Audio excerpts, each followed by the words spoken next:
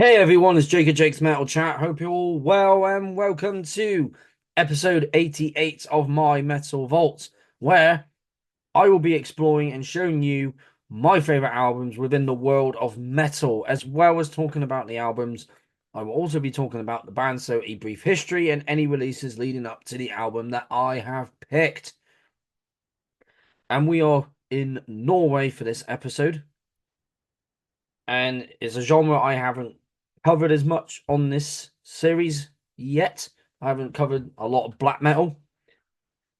So I thought this album right here is definitely one of my favorites within black metal.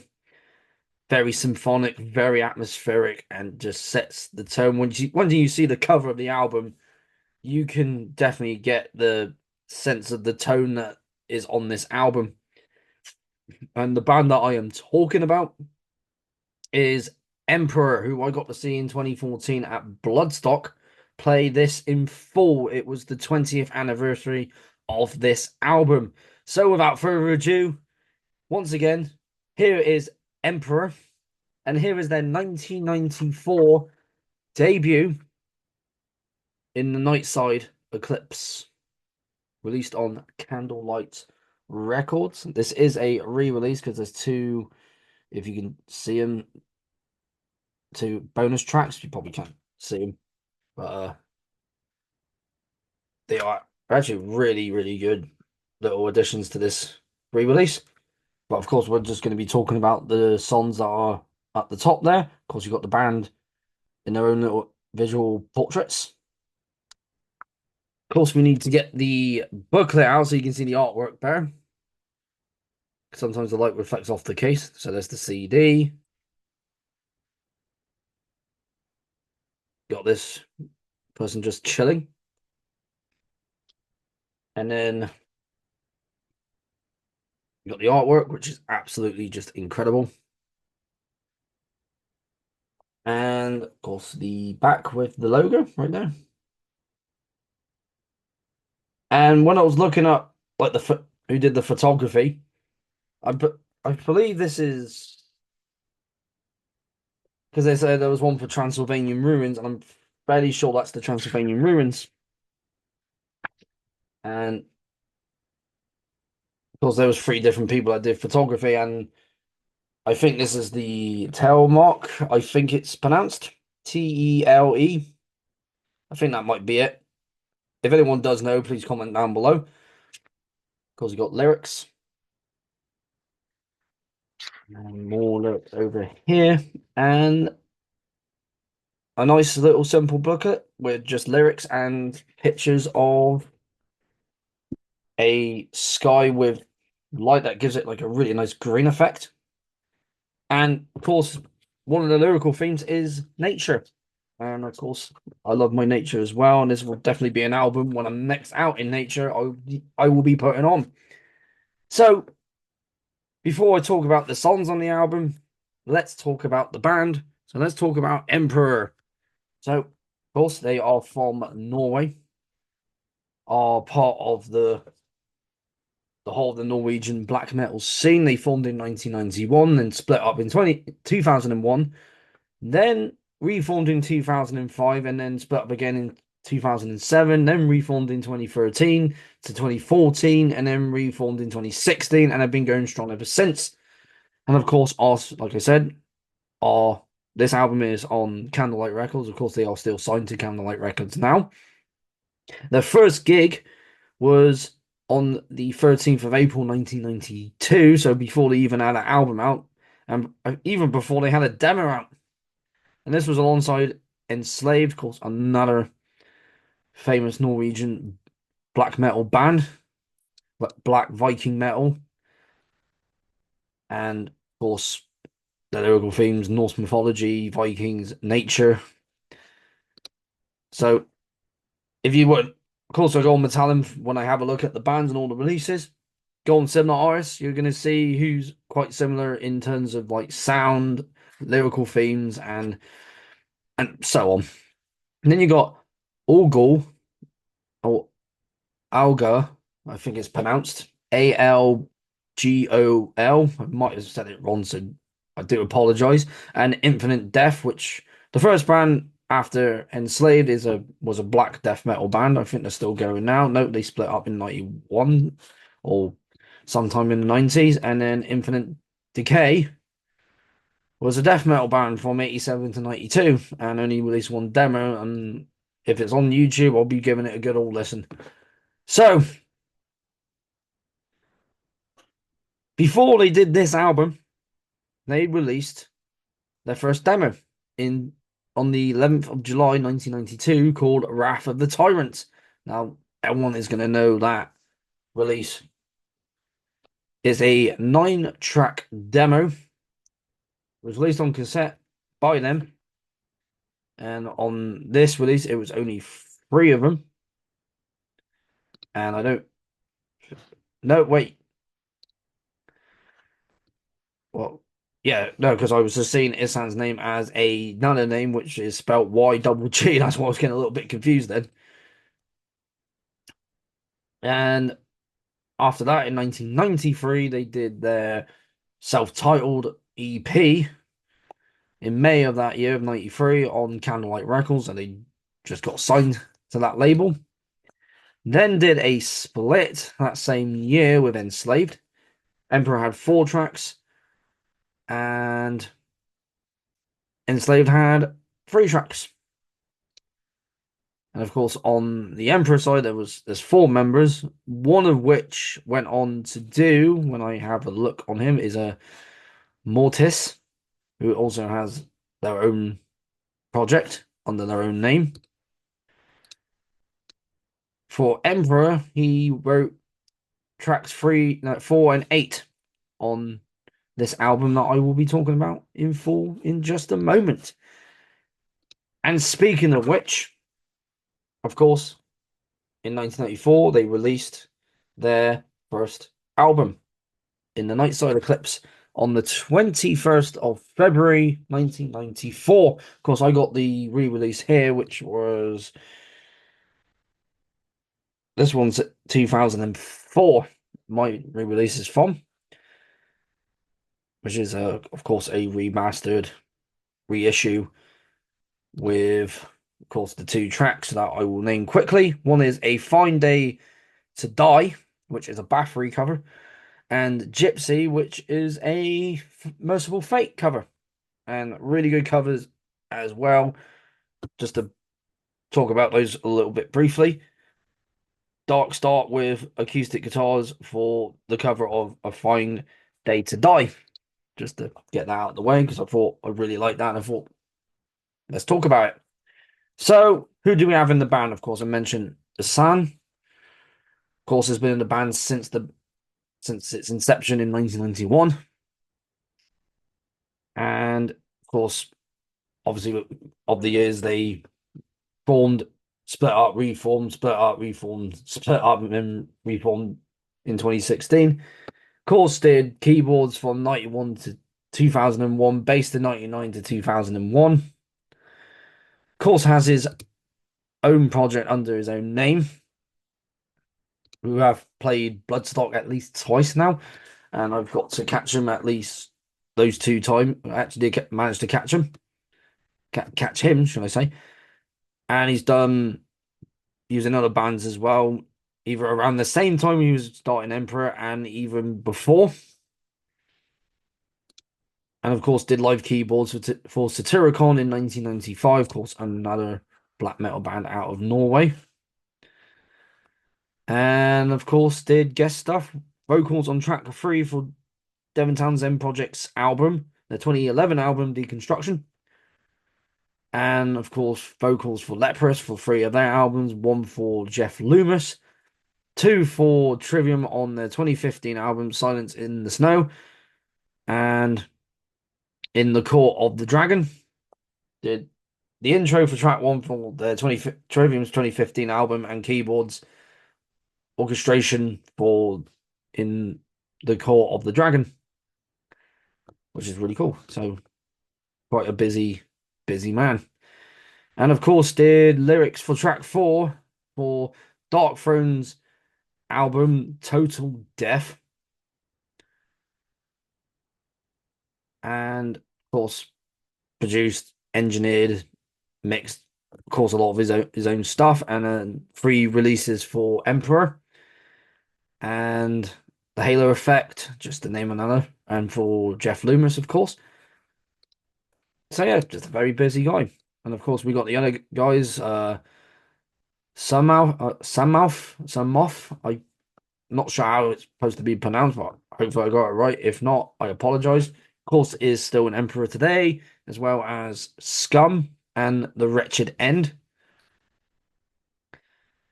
And looked up Scum earlier. They're currently on hold, but the Wretched End are still going. They are, well, they started out as Death Thrash, but now they are Death Black Metal. And I will be giving them a listen a little bit later on. I hope once I've done this video and look them up and give them a listen, basically, because I try to do that, as you know.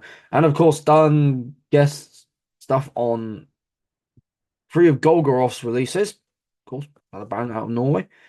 And music stuff for obviously produce mastering, layout, remastering for Emperor's releases, as well as one from Mayhem, which is a re-release of the De Mysterious Dom Satanas. And yeah, of course, a lot of these musicians very, very busy. And another one called T Holt. I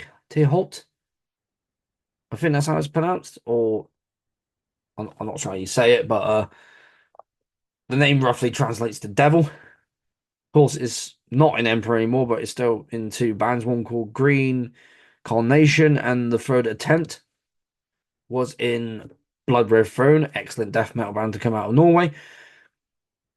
Carpathian Forest from 1999 to 2001 on bass, and then 2001 to 9, and then 2012 to 2014 on guitar. Of course, was on this album. Of course, was playing bass in 93 to 94. Live guitars for Satyricon in 97 to 99, and one other band as well in the late 90s. So while doing guitar for Satyricon, he was doing bass for another band.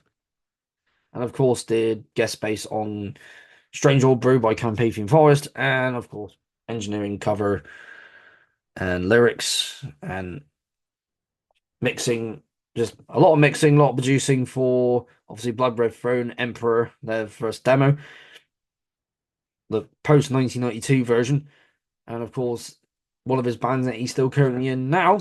And then we get on to the drummer, Faust, who is looking at this, is one of the current live members of Emperor, has not been a full-time member since 1993,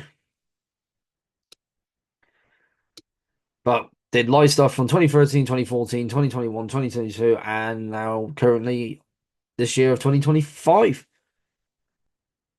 And has done obviously music stuff like lyrics and drums and artwork, and mainly that, not mainly that, but of course another busy person within the world of metal and just music in general. Of course, we got Mortis, who I mentioned, did lyrics for tracks 4 and 8 on this album as well. It used to be in the band from 91 to 92. Done live bass for Emperor in 2021 and 2022, and is still currently doing live bass this year, of course, again, of this year of 2025, and has done guest stuff for 5 bands, one of which is Scum. And of course, lyrics, design, recording, design, mixing, mastering for, of course, his own project under his name.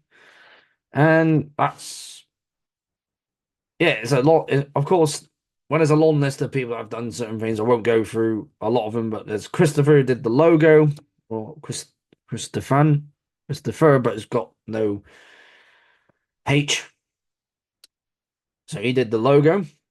And then we got Johan Byrne, sadly passed away in 2021, did the Telmark photograph. And then you got, not even going to try and say his name, who did the photography for the Transylvanian ruins, and then Marco, who did the Demon Gate photography, and Pai Patan, I think that's how it's pronounced, did the producing and mixing.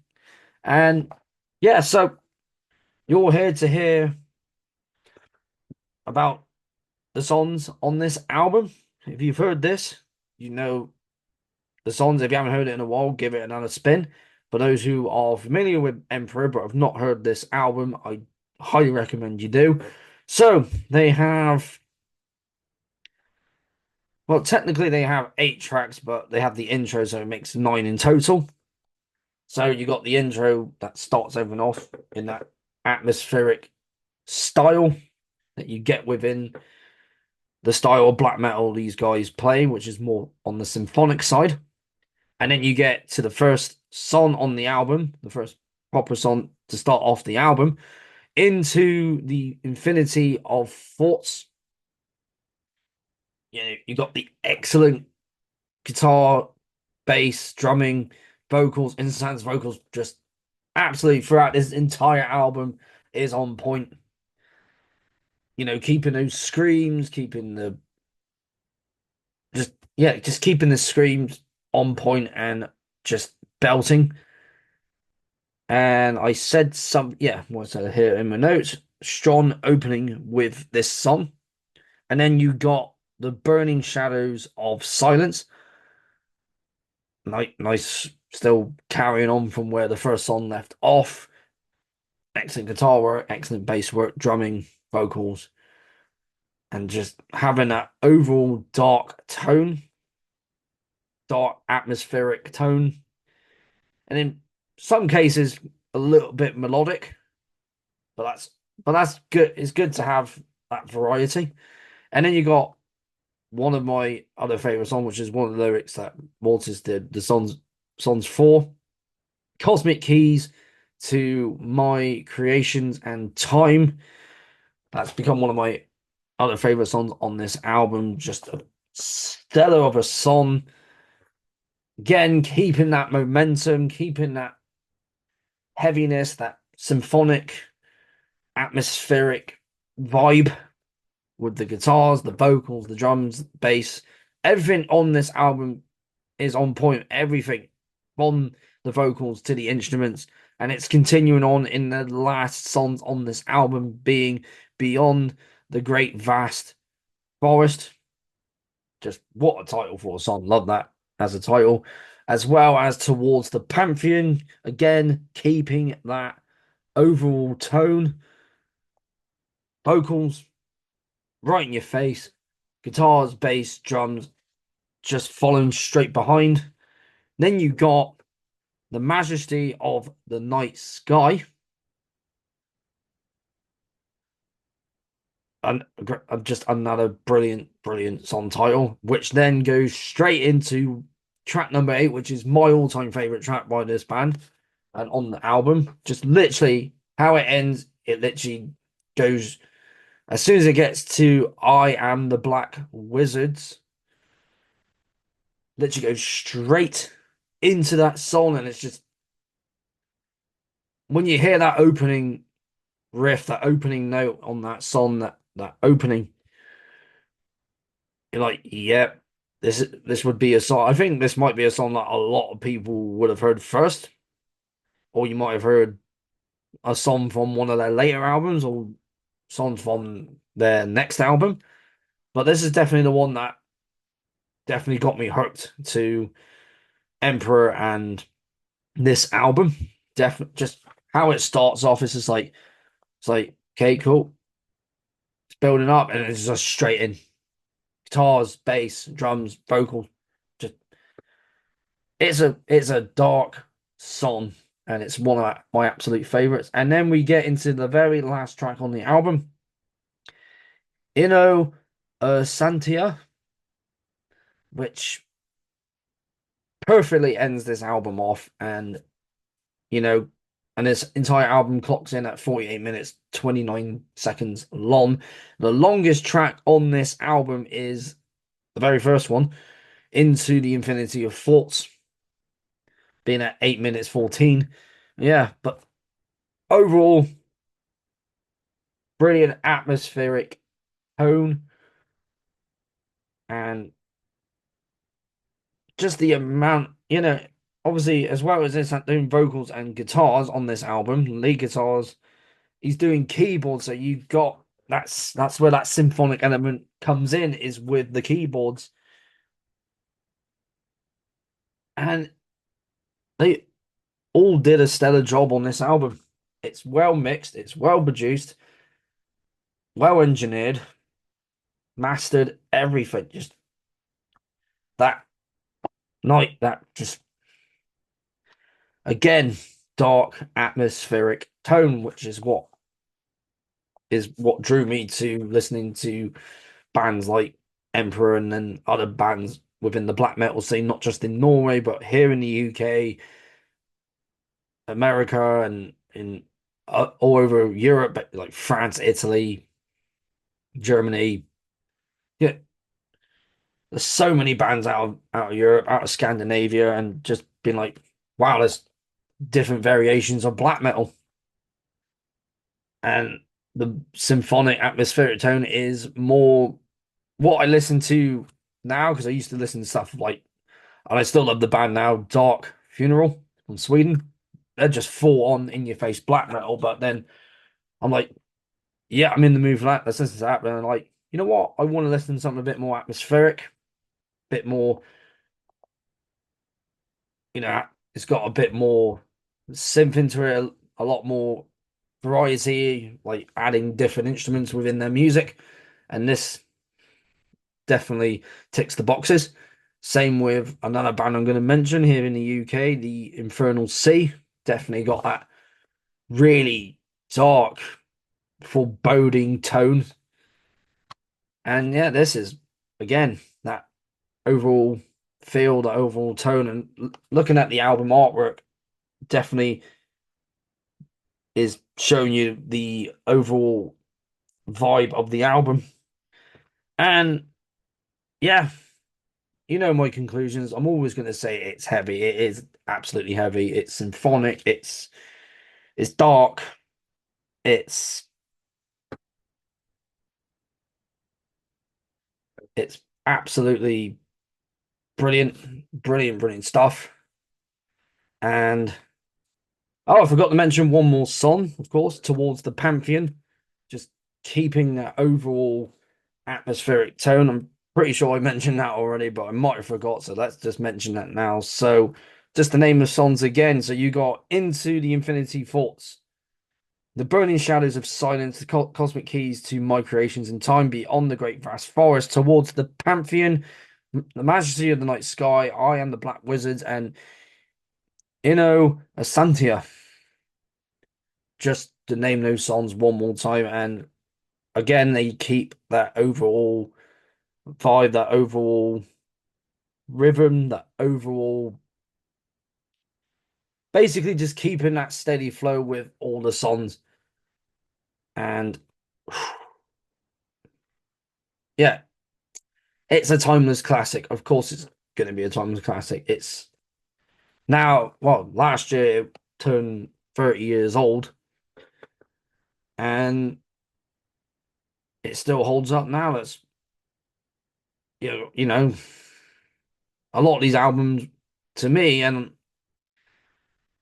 I can't really speak for everyone else, but definitely if you were to listen to an album like this, you were like, yeah, it still holds up today.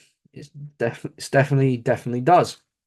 So again, just to recap, heavy, dark, atmospheric.